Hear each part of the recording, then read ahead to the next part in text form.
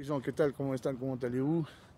Aujourd'hui, je vais vous parler d'un féminisme qui n'est pas celui de base, hein, de l'égalité des droits, sinon le féminisme totalitariste. On pourrait presque comparer ça du nazisme ou du communisme, là où la femme a tous les droits et l'homme, il ferme sa gueule. Où l'homme, il est dirigé, écrasé, il est libre de rien faire, il ne fait pas ce qu'il veut.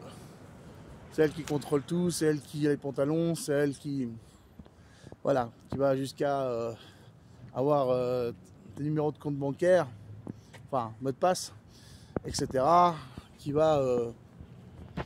qu'elle gagne plus, ou la même chose,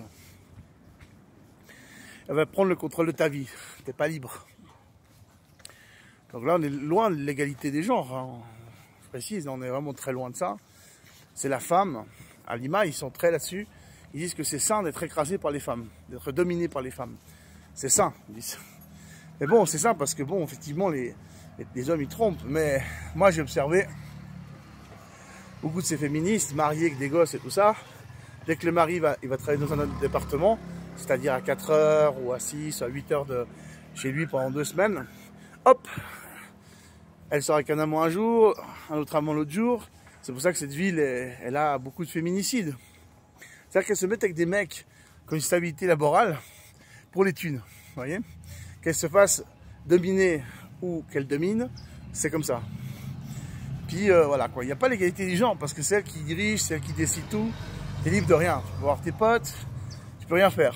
Elle te contrôle tout le temps, elle t'appelle, tu fais quoi, t'es où, c'est l'heure, machin. Elle contrôle ton compte bancaire, elle prend le pouvoir sur tout. Mon ex, c'était comme ça. Donc je l'ai vécu personnellement, j'ai vu des gars, après m'être divorcé, pire encore, des Vénézuéliens, complètement écrasés, dominés, parce que la Vénézuélienne était moitié péruvienne, et le mec il était illégal. Et elle avait déjà été mariée, elle avait déjà une fille de 18 ans.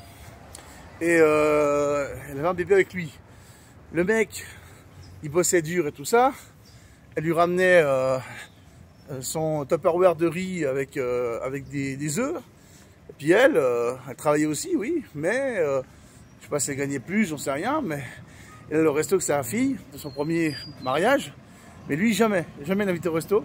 Et elle le contrôlait tout le temps, elle s'en mêlait dans son WhatsApp, dans ses groupes d'amis, elle dirigeait tout, quoi. Vous pouvez même pas aller jouer de la musique ensemble, vous pouvez rien faire.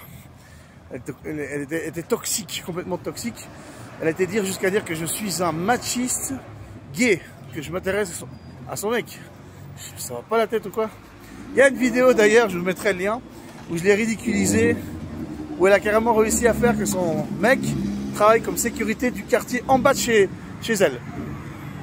Vous voyez quoi. Vous verrez, c'est marrant comme vidéo, vous allez rigoler.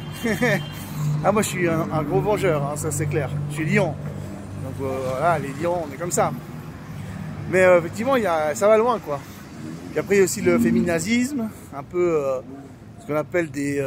comment ça s'appelle là, des féminazis, certaines elles sont gays, lesbiennes, d'autres pas, mais bon, c'est vraiment l'extrême. Elles vont jusqu'à taper les hommes, etc. Donc c'est elles-mêmes deviennent des machos. C'est du machisme version féministe. Moi, une fois, elle m'a poussé par terre, mon ex. Voilà, comme elle me tapait plus avec les mots qu'autre chose. Et ouais. Donc je parle, voilà quoi, que faites bien attention les mecs avec qui vous vous mettez en couple. Apprenez bien à connaître avant de vous mettre en concubinage. Après c'est difficile, mais faut le faire. Je vous le dis très franchement parce qu'après vos droits, vous n'en allez plus en avoir vos droits.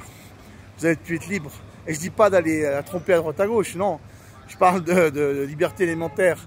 Donc ça va loin.